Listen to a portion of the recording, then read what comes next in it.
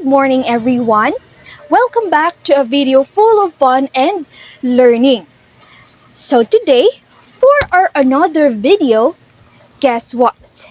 Yes, we will be finally doing a reflection out of all the 6 tasks we have discussed from our previous videos.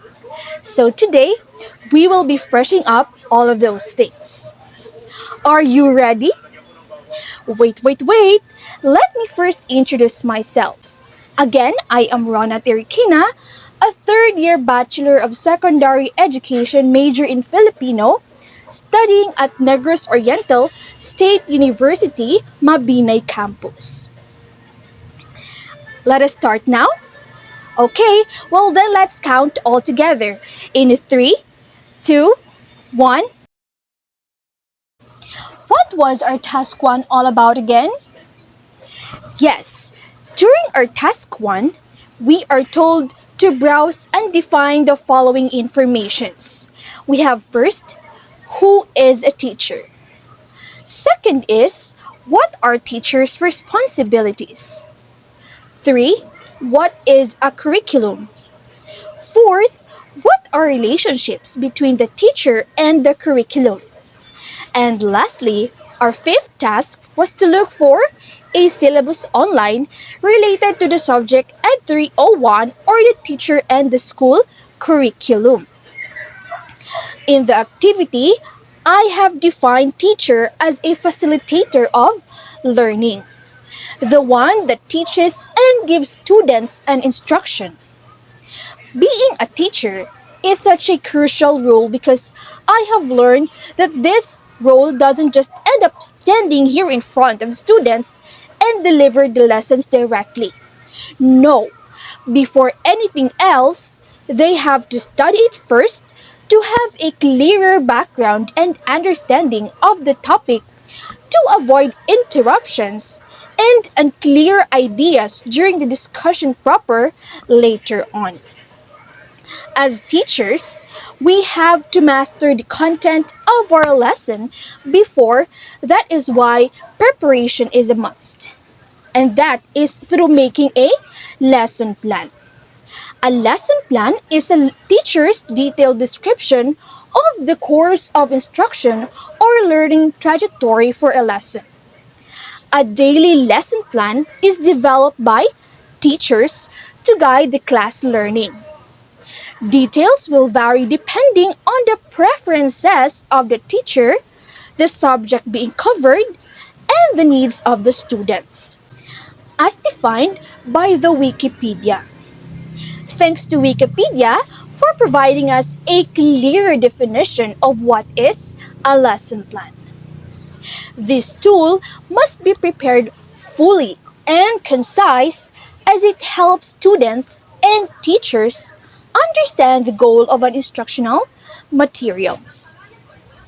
Also, it allows the teachers to translate the curriculum into learning activities, and that aligns the instructional materials with the assessment later on. In addition, a teacher and the curriculum are related and must be connected to each other. Why? In teaching, curriculum is said to be the crux or the essence of teaching. An effective curriculum provides teachers, students, school leaders, and community stakeholders with a measurable plan and structure for delivering a quality of education. The curriculum identifies the learning outcomes, standards, and core competencies that students must demonstrate before advancing to the next level. Now, doing this activity or first activity, it was quite easy, for there are a lot of informations that can be found related to those things. But for the last item, which asks us to look for syllabus online, was quite difficult because actually it was my first time encountering that kind of word and wasn't familiar to it. So at first, I did was to look for the easiest meaning of what is syllables, and there I found out that syllabus is a requisite document for teaching and that it serves as an outline to the basic elements of a course, including topics that will be covered, a weekly schedule, a list of tests, assignments, and their associated weightings. This is an important document that a teacher must have in order to be guided during the process of teaching and learning and be able to manage her time, determine appropriate methods or strategies for teaching, as well as how she will be assessing the student's learning in a given period of time from the standards provided by assigning numerical symbols. Now, moving on to our task 2, which requires us to discuss about the Philippine Basic Educational Curriculum allotted for 20 to 25 minutes. I honestly say that I found that activity the harder than the last task I made. I find it hard, especially in looking for the secondary educational systems since mostly internet have displayed elementary educational systems only.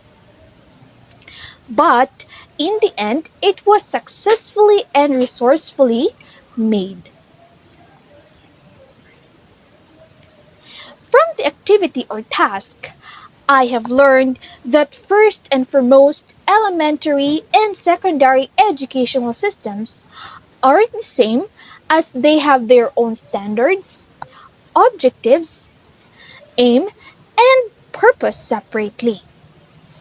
Since I am a Bachelor of Secondary Education student, I have focused my output on the secondary educational systems wherein according to ISCED standards, basic education comprises the primary education or the first stage of basic education and the lower secondary education or the second stage. It also covers a very wide variety of non-formal and informal public and private activities intended to meet the basic learning needs of people of all ages. Education in the Philippines is offered through formal and non-formal systems. For formal education, it typically spans for 14 years and is structured in a 6 plus 4 plus 4 systems. 6 years of primary school education, 4 years of secondary school education, and 4 years of higher education leading to a bachelor's degree. This is one of the shortest term of formal education in the world. But since we are adopting the K-12 education reform, high school or the secondary education is counted as 6 years. 4 years in junior high, which is from grades 7 to 10, and 2 years in senior high that covers up grades 11 to 12. Although secondary education is not compulsory in the Philippines, it is widely attended, particularly the more urban areas of the country. At this level, private schools enroll a much higher percentage of students than at the elementary level. According to statistics from the Department of Education, roughly 45% of the country's high schools are private, enrolling about 20% of all secondary school students. At the secondary school level, there are two main types of schools. The general secondary schools, which enroll approximately 90% of all high school students, and the vocational secondary schools. Additionally, there are also several schools that are deemed as science secondary schools, which enroll students who have demonstrated a particular gift in math, science, or technology at the primary school level. For vocational high schools in the Philippines, it differs from the general secondary schools counterparts as they place more focus on a vocationally oriented trainings, the trades, and a practical arts. Just as they are in primary schools, secondary school students are rated 4 times throughout the year. Students who fail to earn a rating of 75% in any given subject must repeat that subject, although in most cases, they are permitted to enter the next grade. Once a student has completed all 4 years of his or her secondary education, earning a 75% or better in all subjects, they are presented a secondary school graduation certificate. Going on to task 3, at first we have no idea why our instructor have made us to choose one foreign country different from each other. Upon choosing, the country that struck in my mind first was the country United States, but apparently it was being rejected. But for my second try, it was better, for it wasn't the same as the chosen countries of my classmates. The country I was meaning to say is the country Albania. What did we do in this activity? Yes, what we did was we compared the difference between the Philippine basic educational curriculum to our chosen country's basic educational curriculum, which is for me the Albania's basic educational curriculum. And since I am a Bachelor of Secondary Education again, I have focused my output on grades 7 to 12. Upon browsing in the internet, it was very difficult for me to look for the different particular subjects from every secondary grade levels. Comparing both countries' secondary duration, I have noticed that in Albania, their secondary years starts at their 9th year of schooling until their 12th year.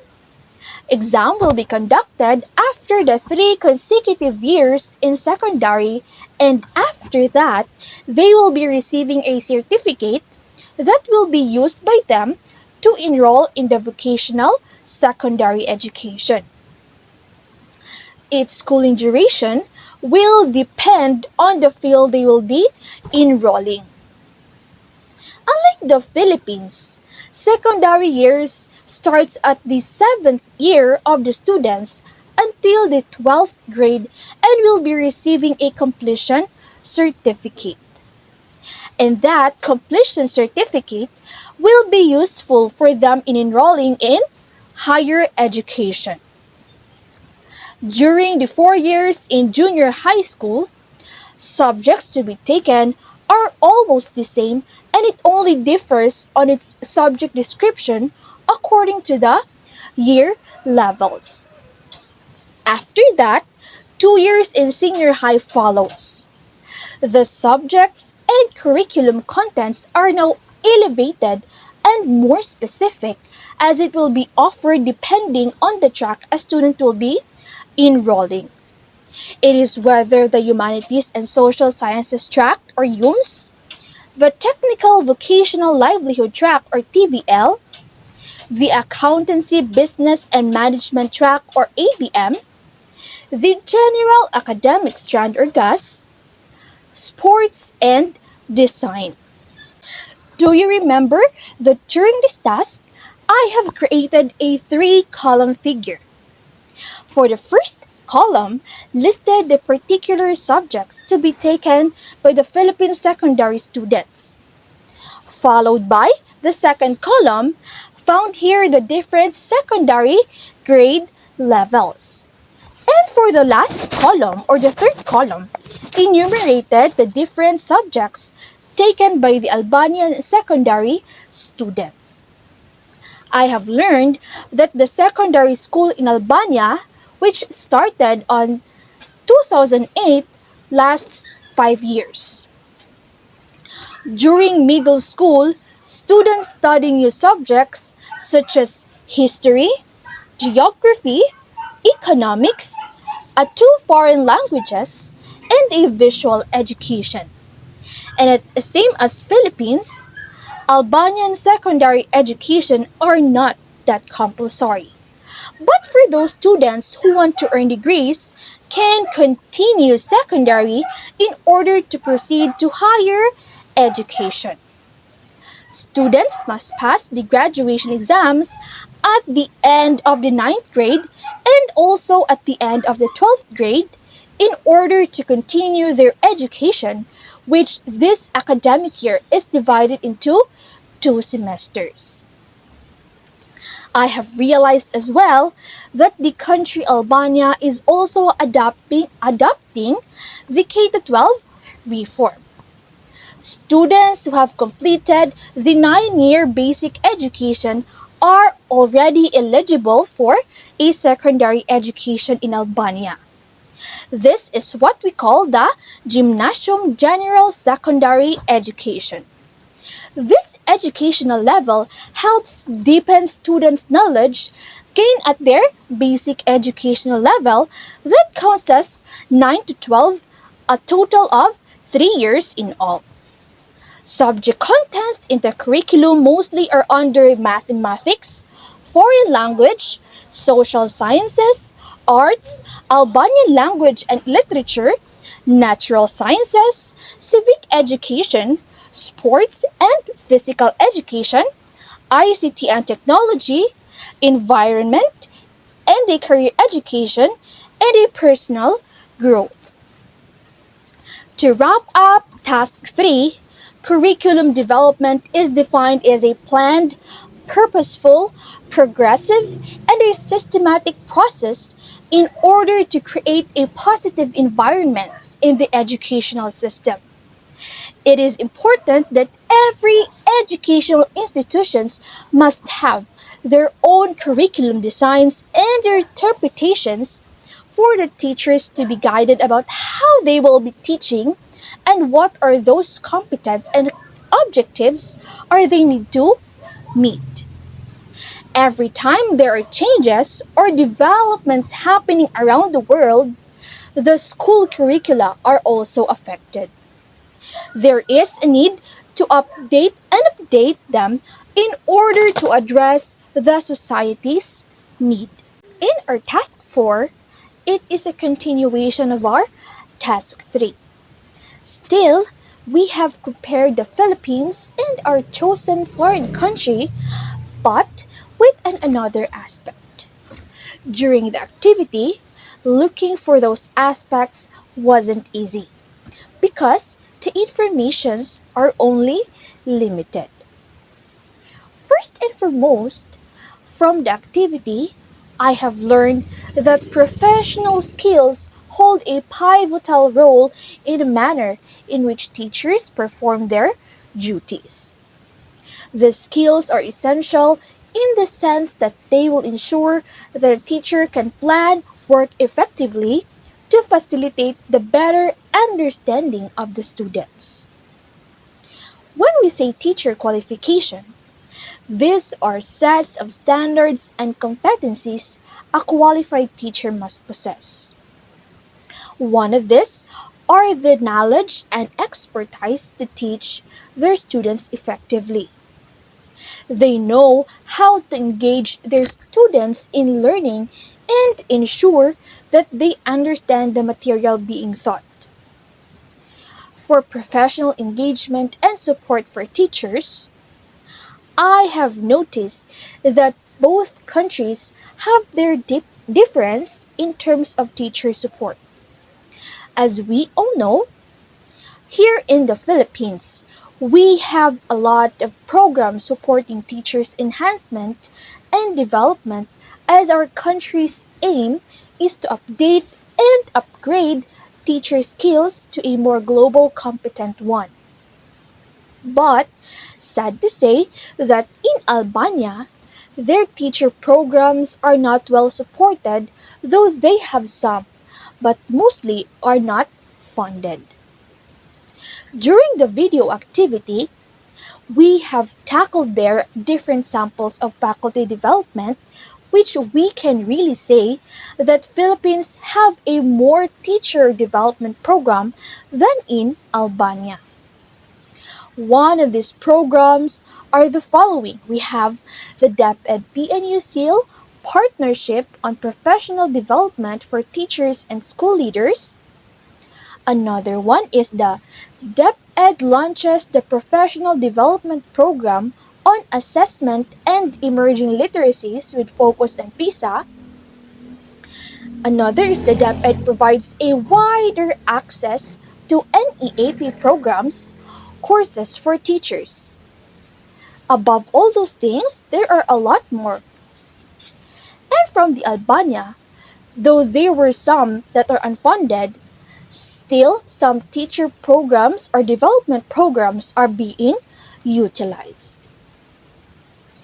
At the very last part of the task, we were required to present the organizational structure from each country's education. And I have found out that in Albania, their ministry plays a strategic role in making decisions related to education policies and is responsible for the overall development, coordination, and administration of the education at the national level. While here in the Philippines, we have the what we call the Secretary of Education that handles and manages the works and responsibilities of the institution. Below that, composes different departments and programs that binds together in order to provide a sufficient support for not just students but as well as for teachers' development, giving a greater emphasis on a better quality of education. During our fifth task was a mixed emotion for me. It was challenging, fun, exciting, and somewhat difficult, I think, because finding the information were really not easy. But for sure, the task was interesting indeed. As I have remembered, we were told to discuss the following. We have first the curriculum and curriculum making, the curriculum process and development, the planning and development with linkages and networking, and the course programs of students where we need to present at least one prospectus of our chosen program and explain it. I admit that the activity became harder as the terms were almost related to each other and that looking for a sample of prospectus wasn't easy as I was expected to be. Curriculum or curriculum making refers to a specific lessons and academic content taught in schools and educational institutes for a particular course or program. On the other hand, curriculum development is a process that aims to improve the curriculum by using various approaches. The various approaches have been used in developing the curricula. Commonly used approaches consist of analysis, design, selecting information, and review. Based on my video, there I have learned that the curriculum development process can be categorized into 5 basic steps. First is the needs assessment, followed by the planning session, and then the content development, followed by the pilot delivery and revision, and lastly is the completed curriculum package. The ideal situation is to have at the minimum of 12 to 18 months to design and develop a curriculum. In today's knowledge economy, curriculum development plays a vital role in improving the economy of a country.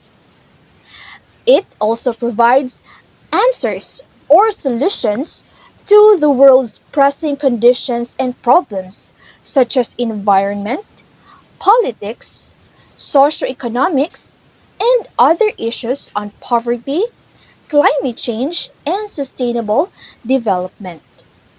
This will help increase and sharpen the skills of the people to become a soldier for the changing world and demands of it.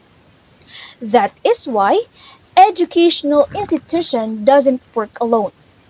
They have these various networks and linkages that will strengthen the foundation and will support and continuing change of the education.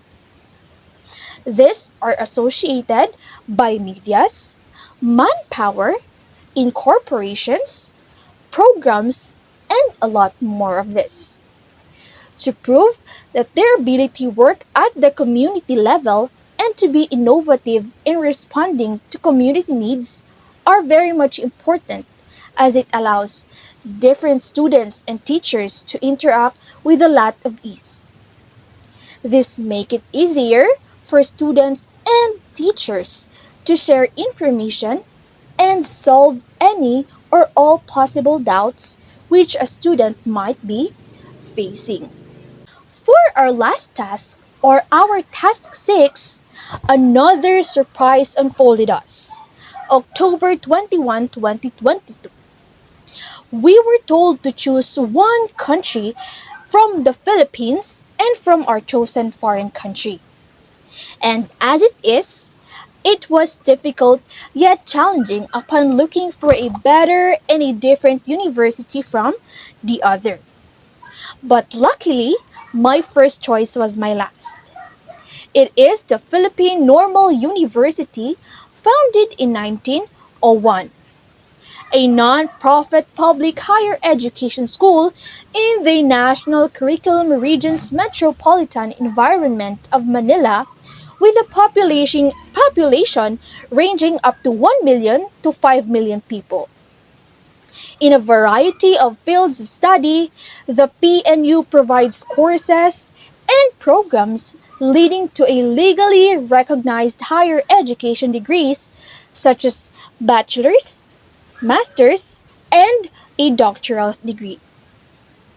The university is mandated to conduct researches, build and develop a database of educational policies, and provide a technical support to the Department of Education and the Commission on Higher Education, as well as assistance to the Congress of the Philippines in the design and analysis of programs, projects, legislative proposals concerning teacher training, teacher education, continuing professional education of teachers and academic supervisors, teacher education curricula, and other issues affecting teacher education.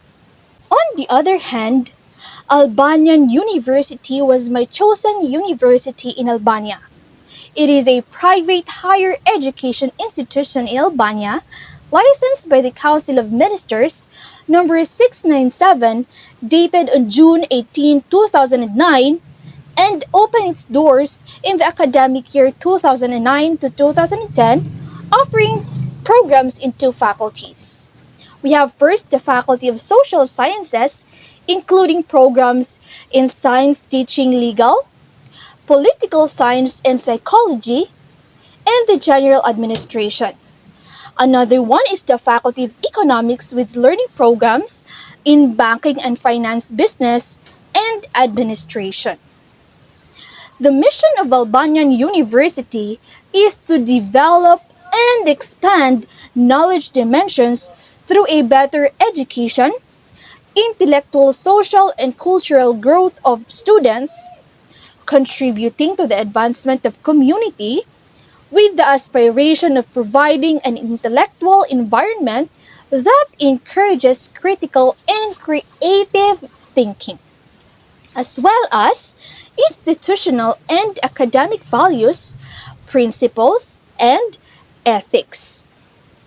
As a private university, but with a prominent public mission, Albanian University motivates students to develop research and reflection abilities on essential issues of the national and international community through a qualitative education and a new study programs. The task doesn't end on choosing universities. We also need to look and browse their different physical plans, student services and development, their graduation rates, and the employability status of the students from the said universities. So let's tackle it one by one, starting from the two universities' physical plant. In a broad sense, physical plant and facilities include school sites, campus, buildings, and other physical infrastructures, equipment, and complement. Institutional and program effectiveness as well. This is important as it improves the quality of the study environment in the school, thus improving the quality of education. As I have noticed, the two different universities have almost the same provided physical plant. The only difference is that Albanian University has a larger area, that is why their facilities are also built wider than the Philippine Normal University here in the Philippines. To mention, the facilities that I was meaning to say are the following. We have first a conference room, an opaque area, internet room, multimedia center, a photocopying area, AV theater, viewing rooms, and clinic. Next one is the comparing of their different students' development and services. Here, I have seen that they have the difference anyway, but the same as its aim and purpose of creating such services, it makes no difference at all. In the PNU, they have these services called the Office of the Student Affairs and Student Services, or the OSAS, one of the academic unit of the university. It is composed of a licensed guidance counselor and teachers who are trained and have experience like planning, designing, implementing, evaluating, and enhancing student services program. For Albanian University, they have this what we call the Albanian University Student Council, or the AUC, an independent organization of students which does not perform any political and economic activities. This services program promotes participation of students and coordinates their participation in the steering bodies of the higher education institutions, teaching and research structures and services.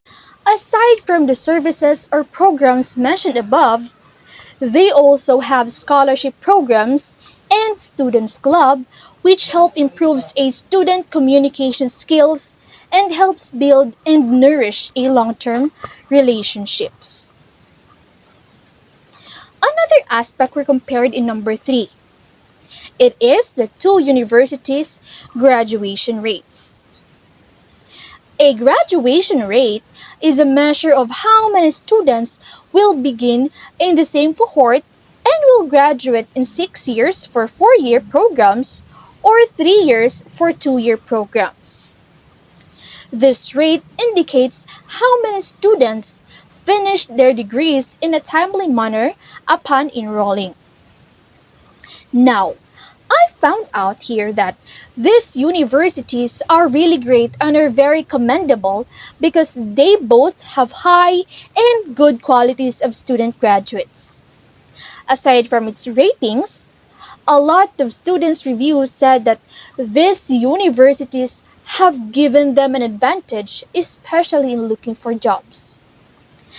In addition, the skills they've learned were used and utilized and become helpful to them in the workplace they are involved today, which are considered as a set of achievements, skills, understanding, and personal attributes that makes a graduate more likely to gain employment and be successful in their chosen occupations, which then benefits themselves, not just themselves, but the workforce, the community, and the economy.